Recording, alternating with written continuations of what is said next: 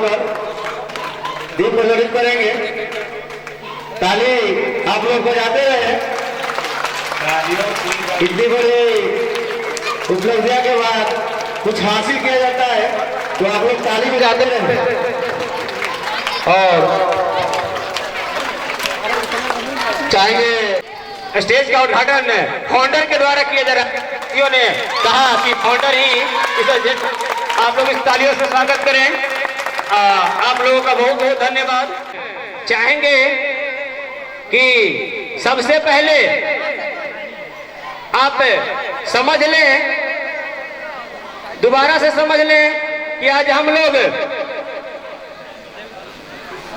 लोग यहाँ पर इकट्ठा जो हुए हैं इस मोनोडोनॉक्स के माध्यम से।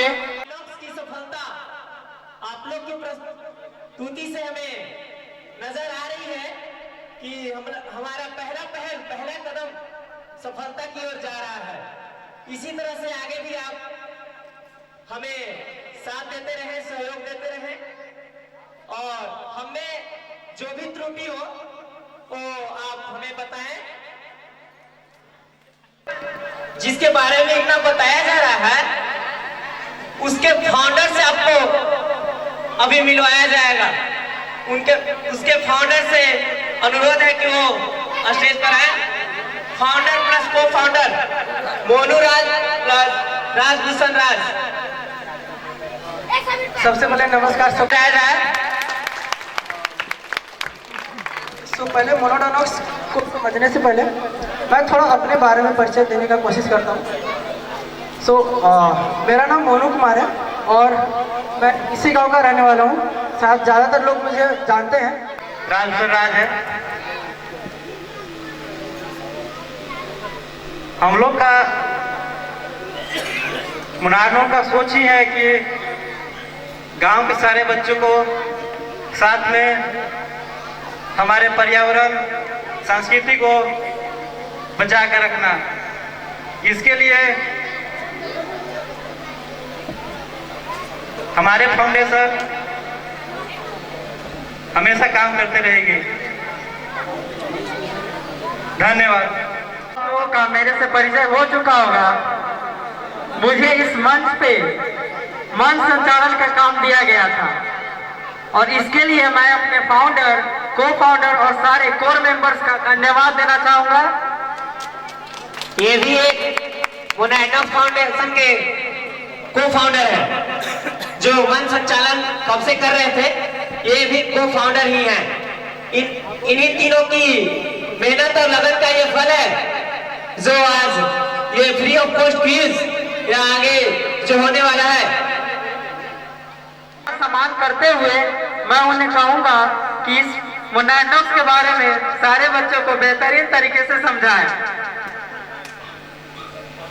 तो सबसे पहले मैं अपने कोर टीम जितने भी कोर मेंबर्स हैं और हमारे जो को फाउंडर हैं उन सबका तहे दिल से धन्यवाद देना चाहता हूं।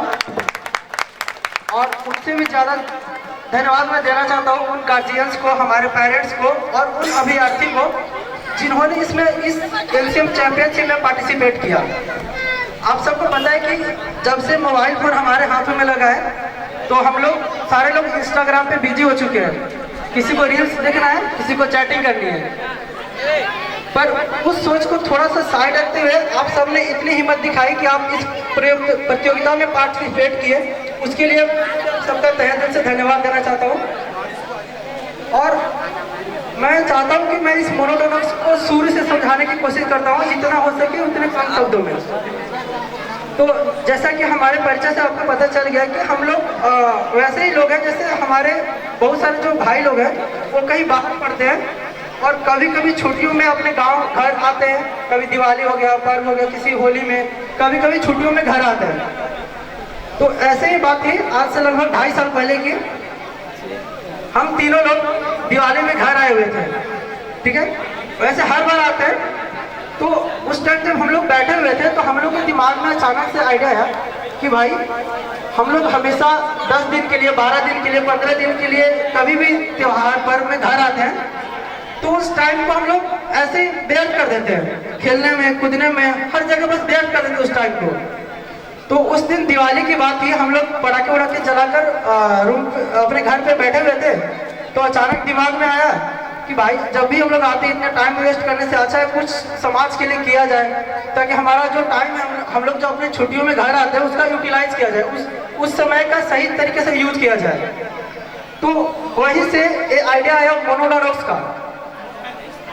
इससे हमारा यह था कि हम जितने भी ऐसे लोग हैं, क्योंकि हम लोग ने अपने आसपास देखते आ रहे हैं कि हमारे बीच जब हम लोग बच्चे थे तो क्विज कंपटीशन हुआ करती थी, बट आज के टाइम में क्योंकि सोशल मीडिया इतना ज़्यादा बढ़ चुका है, ये सब लोग हम लोग भूलते जा रहे हैं। तो उसके लिए हम लोग ने स्टार्ट किया मोनोडोनॉक्स।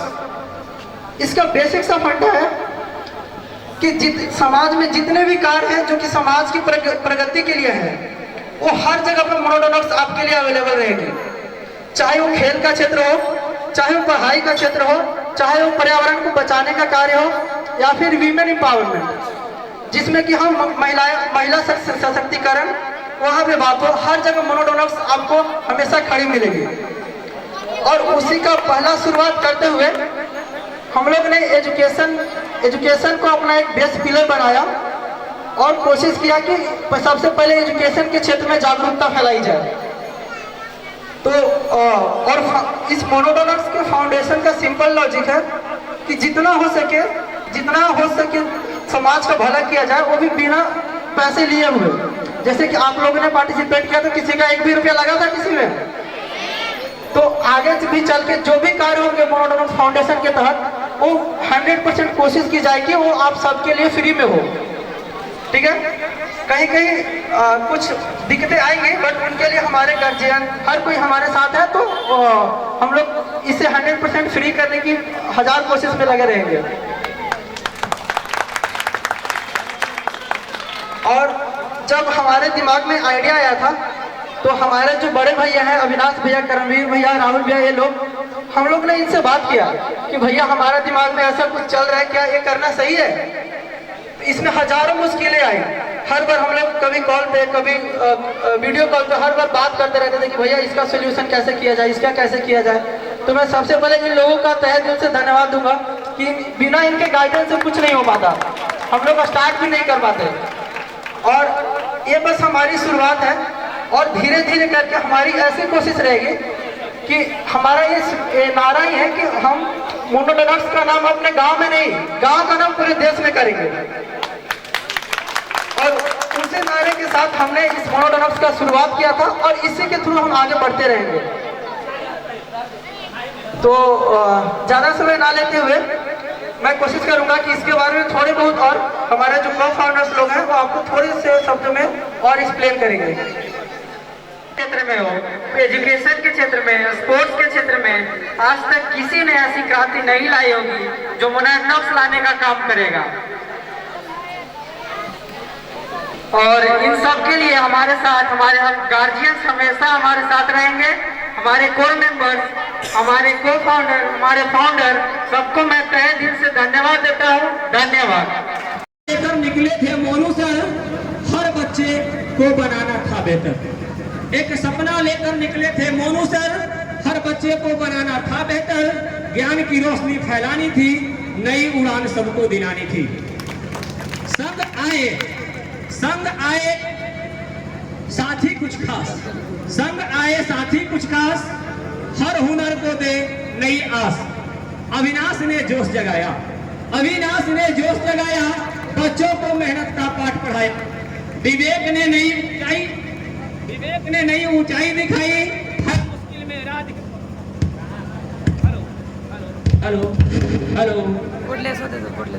हेलो। विवेक ने नई सोच दिखाई, हर मुश्किल में राह दिखलाई। राहुल का धैर्य, रणवीर की चाल, हर बच्चे को मिले कमाल का हाल। संदीप ने सपने को आकार दिया, संदीप ने सपने को आकार दिया। मिथुन ने हौसले को आधार दिया। विनीत ने हर दिल में बात भरी, ज्ञान से ही होती है हर मुश्किल हल हमारी। मोनोडोनॉक्स का यह संग, हर बच्चे को देंगे नई तरंग। शिक्षा का हुनर, संस्कार के संग, हर बच्चा चमके यही रंग, यही होली के संग। बहुत बहुत धन्यवाद। जो आप यहाँ तक आए हैं, और उन बच्चों को मैं पूरा धन्यवाद ज्ञापित करता हूँ जो रैंक में आ रहे हैं। तो प्रोग्राम को आगे बढ़ाते हुए हम चाहेंगे कि अगला पुरस्कार कार्यक्रम से पहले थोड़ा सा हम मोनोडोनक्स के कुछ मेंबर से आपको मिलवा देना चाहते हैं, जिसमें हम चाहेंगे कि अविनाश सर आवे और थोड़ा सा मोनोडोनक्स के बारे में विशेष रूप से समझावे लोगों को। Avinash sir please.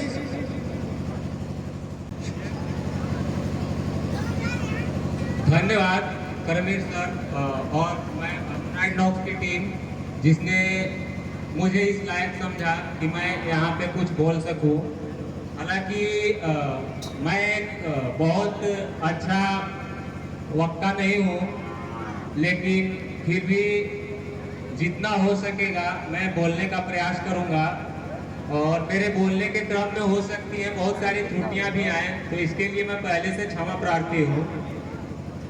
बाकी यहाँ पे जितने भी अतिथिगण आए हुए हैं, साथ ही ग्राम के जितने भी अभिभावक रूपी ग्रामवासी हैं, साथ ही उनको मेरा हार्दिक अभिनंदन। इसके साथ जो मेरे अग्रज समान भाई लोग हैं उनको भी मेरा नमन। साथ ही मेरे जो अनुज है यहाँ पे उनको भी मेरा स्नेहाशीष। अब हम यहाँ पे जो मुख्य रूप से मेरा काम है वो ये दिया गया है कि मोनोडोनक्स क्या है, इसके बारे में थोड़ा डिटेल्स में बता सकूं आप लोगों को। तो आप सबसे पहले मोनोडोनक्स को इस तरह से समझ सकते हैं कि मोनोडोनक्स एक एनजीओ है। जैसे एनजीओ का फॉर्म होता है नॉन गवर्नमेंटल ऑर्गेनाइजेशन, गैर सरकारी संगठन। इसका मतलब हुआ कि सरकार का इसमें कोई योगदान नहीं होता है। जो भी होता है कोई आम व्यक्ति, आम पर्सन जो भी होता है, उन लोगों का फाइनेंशियली या फिर फिजिकली जैसे भी बोले उन्हीं लोगों का सपोर्ट होता है इसमें। और वो सपोर्ट इसलिए करते हैं ताकि आने वाले जो भी समाज में कुछ ऐसी कमियां रह गई हो जिनको पूरा किया जा सकता है अपने माध्यम से, तो उनको पूरा करने का काम करते हैं। साथ ही समाज में भलाई वगैरह का जो भी काम होता है, चैरिटी थोड़ा बहुत, चाहे वो शिक्षा के क्षेत्र में हो, पर्यावरण के क्षेत्र में हो, या फिर वो हेल्थ वगैरह का सेक्टर में कुछ हो, तो उसको पूरा करने का काम करते हैं। तो सबसे पहले हम मोनोडोनक्स को इस टाइप से समझ सकते हैं कि मोनोडोनक्स तो जैसा मैंने बता दिया कि एक एनजीओ है। और इससे पहले आप लोग जो हमारे फेमस क्रिकेटर हैं गौतम गंभीर, उनका एक एनजीओ चलता है जो गौतम गंभीर फाउंडेशन के नाम से चलता है। उसमें ऐसा होता है कि 1 रुपये में बच्चों को फ्री में, बच्चों का ही मतलब व्यक्तियों को जो भूखे हैं या जो लाचार हैं, खुद से खाना नहीं खरीद सकते, उनको मात्र 1 रुपया में खाना दिया जाता है वहाँ पे, जो दिल्ली में उनका चलता है फाउंडेशन। आप पता कर सकते हैं अगर नहीं पता हो तो। ठीक उसी टाइप एक सलमान खान करके एक्टर है जिनका बीइंग ह्यूमन करके एक एनजीओ चलता है, बीइंग ह्यूमन फाउंडेशन। उसमें भी ऐसा होता है कि हम वहाँ पे वो हेल्थ के सेक्टर में या फिर एजुकेशन के सेक्टर में वो भी योगदान देते रहते हैं। ठीक उसी टाइप से हमारा जो हमारे फाउंडर और को फाउंडर और ये जो कोर मेंबर है, इन्होंने सबने देखकर जो मोनोडोनक्स की स्थापना की, तो इसका भी उद्देश्य सेम उसी कॉन्सेप्ट पे है कि हम समाज से लेंगे कुछ नहीं, पर समाज को देंगे जो सकारात्मक चीजें हों उसके बारे में। तो जब मेनली मोनोडोनक्स हमारी इस टाइप से काम करती है कि जैसे अगर आप मोनोडोनक्स को एक पेड़ समझ ले, तो जो पेड़ होता है या पौधा आप जो समझो पेड़ मान के चलते हैं, तो जैसे उसकी जो टहनी होंगी वो इसके अभी 5 टहनी है, जिसमें मुख्य रूप से है एजुकेशन एंड यूथ, जिसमें skill development and career guidance पे बात की गई है।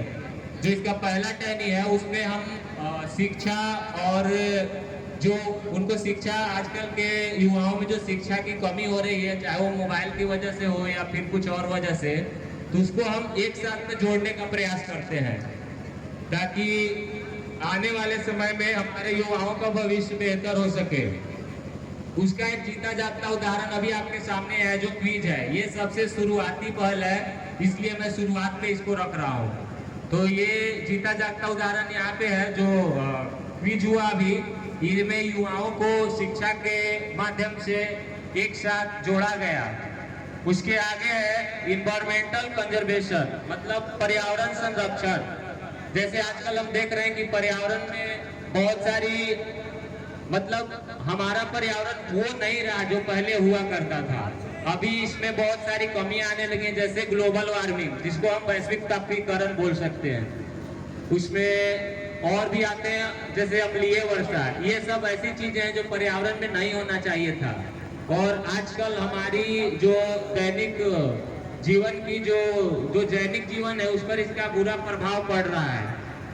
तो इसके लिए हमारी जो मोनाइट हॉक्स की टीम है वो 100 प्लांटेशन करेगी, मतलब 100 वृक्ष लगाएगी, जिससे कि आने वाले समय में पर्यावरण के प्रति हम और सजगता अपना सके, देखकर हमारे समाज में भी इसके प्रति सकारात्मक भाव आए। इसके आगे का है हमारे पास जो तीसरा नंबर पे हम काम करते हैं वो करते हैं स्पोर्ट्स प्रोग्राम। जैसे ये क्विज प्रोग्राम हुआ, ये बस एक ट्रेलर था। जैसे बोलते हैं ना कि ये तो जो हुआ अभी ट्रेलर था, पूरी पिक्चर तो अभी बाकी है मेरे दोस्त। तो उसी टाइप से जो स्पोर्ट्स प्रोग्राम होगा उसमें हम तरह तरह के स्पोर्ट्स को इंक्लूड करेंगे, जैसे कि क्रिकेट, वॉलीबॉल या फिर और भी कुछ जो फेमस हो उसको हम इंक्लूड करेंगे, ताकि आजकल के युवा जो फिजिकल शारीरिक रूप से गेम ना खेल के मतलब मोबाइल वाला गेम खेलने लगे, पबजी वगैरह, तो उससे हम दूर करने का प्रयास करेंगे उनको, ताकि वो शारीरिक रूप से भागीदारी निभा सके और एक्टिव हो सके। इसके बाद का जो हमारा है, जो सबसे मुख्य है, वो है वुमन एम्पावरमेंट, मतलब महिला सशक्तिकरण। जैसा हम लोगों ने घर में देखा है कि अगर कोई बच्चे जन्म लेते हैं तो वो बस उनके हम सेक्स के आधार पे बोल देते हैं कि ये आगे चल के क्या करेगा। जैसे अगर बेटी होती है तो हम पहले ही बोल देते कि आगे चल के अभी इसको तो घर वगैरह का देखना है, और बेटा होता है तो कि बाहर का काम वही करेगा सब। तो ये समाज में बहुत पहले से चली आ रही है कुप्रथाएं हैं, जिनको हम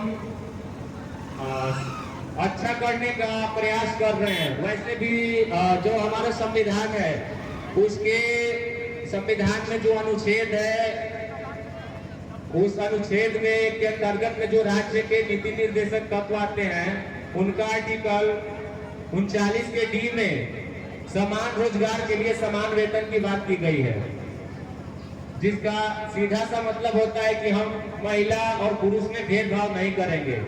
अगर कोई पुरुष 8 घंटे काम कर रहा है तो उसको जो पैसे मिल रहे हैं उतना ही अगर महिला भी कर रही है तो उनको मिलना चाहिए। तो इसके लिए हम आने वाले समय में महिलाओं के लिए छोटे छोटे कुटीर उद्योग वगैरह का भी प्लान लाने वाले हैं। उसके बाद है हमारा जो लास्ट ब्रांच है अभी है वो कल्चरल प्रोग्राम, मतलब सांस्कृतिक कार्यक्रम। जैसे हम पहले की जो भी आ रही हमारे विरासत में पूर्वजों से जो भी मिली है हमें, उसको हम धीरे धीरे खोते जा रहे हैं। मुझे ऐसा नहीं लगता कि जानबूझकर वो खो रहे हैं, शायद ऐसा है कि हम उसके प्रति सजग भी नहीं है। इस वजह से चाहे कोई बताने वाला ना हो हमें, हम अपना डायरेक्शन जो दिशा है हम दूसरी तरफ लेते जा रहे हैं। तो इसके लिए हम क्या करने वाले हैं, ताकि हमारा कल्चरल जो भी संस्कृति है वो बचा रहे, इसके लिए हम छोटे मोटे नाटक का, नुक्कड़ नाटक जिनको बोलते हैं, गांव में करने वाले हैं, ताकि हमारा संस्कृति बचा रहे। और इसके साथ ही मोनाइट के बारे में एक और बात बता दूं कि जब ये लोग क्विज करा रहे थे तो उस समय से ही इनको बहुत सारी समस्याएं आई। इवन जब इन्होंने सोचा मोनाइट के बारे में तब से ही इनको बहुत सारी समस्याओं का सामना करना पड़ा। तो इनके लिए जब ये बहुत ज्यादा निराश थे तो इनके लिए एक दो लाइन मैं कहना चाहूंगा कि